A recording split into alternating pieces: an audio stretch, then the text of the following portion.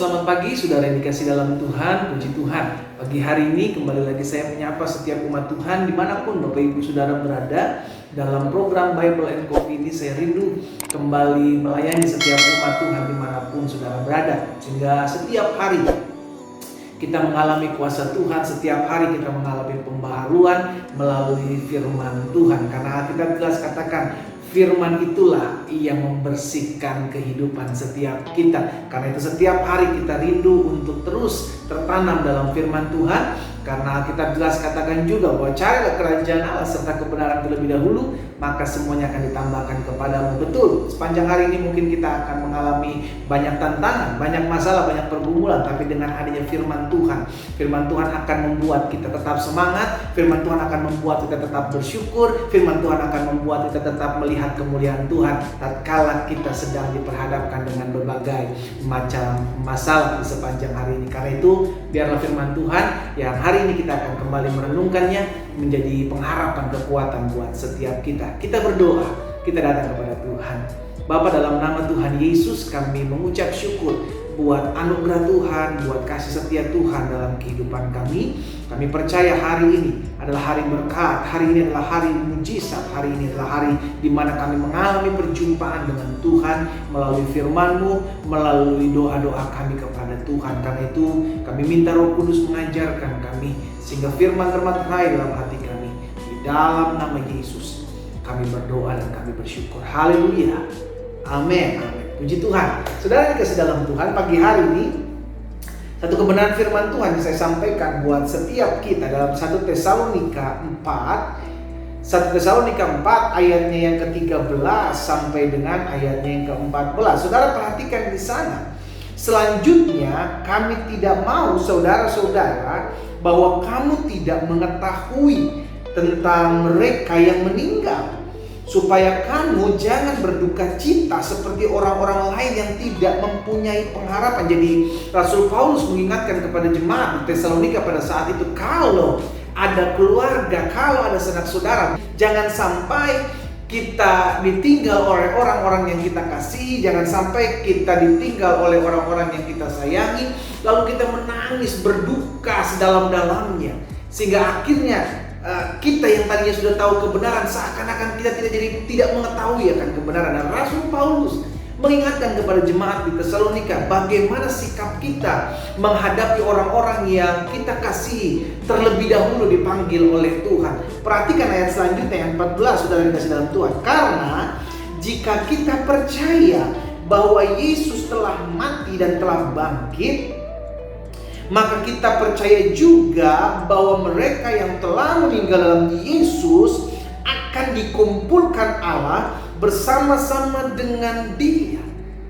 Jadi Rasul Paulus hari ini mengingatkan kepada saudara dan saya bahwa kalau ada saudara kita, keluarga kita yang terlebih dahulu dipanggil pulang oleh Tuhan, jangan kita bersedih hati seperti orang-orang yang nantinya tidak akan bertemu. Saudaraku, kita akan bertemu kembali. Alkitab di sisi lain juga menceritakan, memberitahukan kepada setiap kita bahwa nanti setelah malaikat meniupkan sangkakala, maka orang-orang yang mati dalam Kristus akan bangkit. Iya kan? Sehingga pada akhirnya apa, sudah dikasih dalam Tuhan, kita akan berjumpa kembali. Jadi bukan selamat tinggal, tapi sampai ketemu lagi. Iya kan? Karena kita akan ketemu lagi. Saudara dikasih dalam Tuhan, ini hanya bicara tentang siapa yang lebih dulu, siapa yang ada di belakang, saudaraku. Jadi hari ini kita diingatkan untuk jangan sampai berlarut-larut, jangan sampai terlalu tenggelam dalam kesedihan sampai seakan-akan kita tidak akan pernah bertemu lagi. Saudaraku, selama Rasul Paulus bilang gini, kalau kita percaya kepada Yesus sampai ketika Tuhan panggil kita pulang, maka kita akan dikumpulkan bersama-sama dengan mereka yang mati dalam Yesus. Sehingga akhirnya kita akan berjumpa kembali, kita akan bertemu kembali. Dan di dalam Mazmur 116 ayat 15, Alkitab juga bilang begini, berharga di mata Tuhan kematian semua orang yang dikasihinya. Jadi kita mengerti bahwa kematian orang percaya seharusnya tidak perlu terlalu berlarut-larut, terlalu tenggelam dalam kedukaan. Kenapa? Kenapa? Karena kita percaya yang meninggal dalam Tuhan adalah orang yang berbahagia, Alkitab catat. Selama dia meninggal dalam Yesus, selama sampai hari akhir hidupnya, dia tetap mempertahankan imannya. Maka dia dikatakan orang yang berbahagia karena dia mati dalam Yesus. Bahkan di Wahyu sudah dikasih dalam Tuhan ayat 14, pasal 14 ayat 13. Alkitab bilang, aku mendengar suara di surga berkata, tuliskan, berbahagialah orang-orang yang mati dalam Tuhan sejak sekarang ini. Berarti ketika kita mati dalam Tuhan, kita tahu kita akan dikumpulkan kembali. Ketika kita mati dalam Kristus sudah dikasih dalam Tuhan, kita percaya Allah akan mengumpulkan bersama-sama dengan Dia. Sehingga pada akhirnya kematian bukanlah akhir dari segala sesuatunya, tapi kematian adalah awal dari kekekalan. Sehingga akhirnya kita yang memutuskan, saudara. Kalau kita percaya Yesus, kita tahu akhir hidup kita, kekekalan kita akan kita habiskan di mana. Tapi kalau kita tinggal di luar Kristus, kita tidak mengenal Kristus, kita tahu kita akan habis masa kekekalan kita di mana. Pada akhirnya kita lah yang memutuskan apakah kita mau menerima kasih karunia yang Allah sudah berikan dalam Yesus Kristus melalui kematiannya di atas kayu salib. Saudara dikasih dalam Tuhan, hari ini kita diingatkan bahwa kematian hanyalah perpisahan sementara. Iya kan? Bukanlah akhir perpisahan antara orang yang hidup dan orang yang mati. Karena orang yang hidup juga akan dikumpulkan bersama-sama dengan orang yang mati. Dan orang yang mati dalam Yesus, Alkitab mencatat bahwa akan dikumpulkan bersama-sama dengan Dia. Hari ini kita belajar bahwa kematian bukanlah hal yang menakutkan.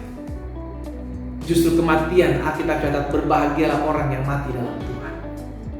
Sehingga bukan awal yang menentukan, tapi akhir yang menentukan.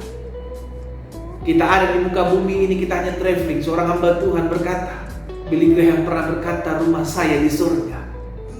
Saya di muka bumi ini hanya traveling, saya hanya jalan-jalan.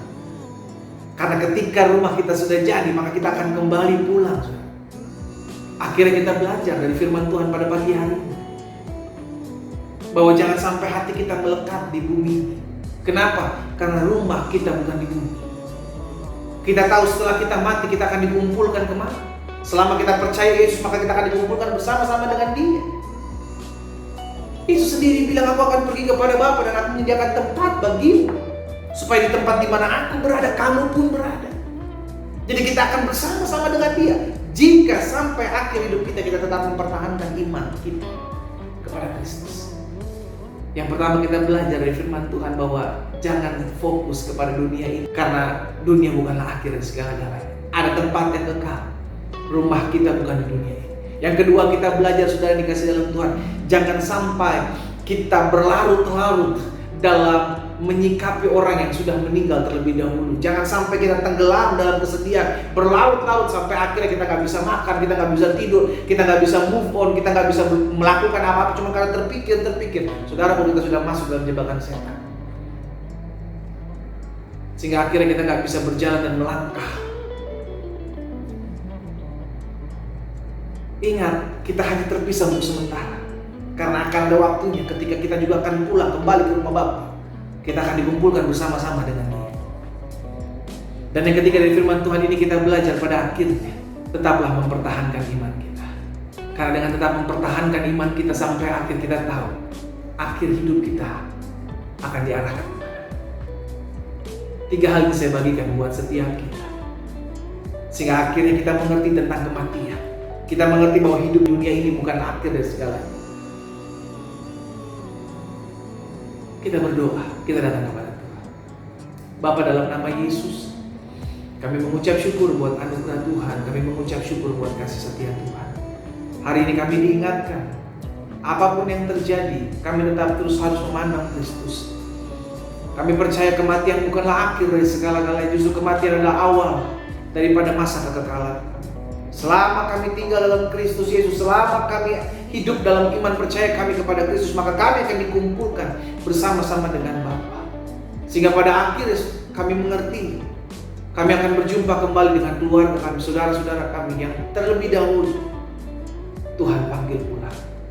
Sehingga kami tidak boleh berlarut-larut, kami tidak boleh terlalu lama bersedih. Kami harus bangkit, kami harus maju, kami harus memuliakan Tuhan kembali. Sehingga akhirnya Tuhan pakai hidup kami untuk menyatakan kuasa dan kemuliaan Tuhan. Bapa, dunia bukanlah tempat tinggal kami. Kami tahu ketika kemah tempat kediaman kami di bumi ini dibongkar, Tuhan sudah menyediakan tempat bagi kami yang kekal. Karena itu biarlah kami tetap terus menjaga iman kami sampai pada akhirnya, untuk tetap terus memuliakan nama Tuhan Yesus. Berkat-Mu ada atas teman-teman hamba yang menyaksikan renungan pagi di Bible and Coffee ini, Tuhan. Berkati hidup mereka. Kuatkan, teguhkan mereka. Kalau di antara mereka ada yang baru ditinggalkan oleh keluarga, sanak saudara, beri iman yang teguh untuk mereka bangkit di Roh Kudus. Satu sisi kami juga tetap terus berjaga-jaga untuk tetap beriman kepada Kristus. Terima kasih Bapa.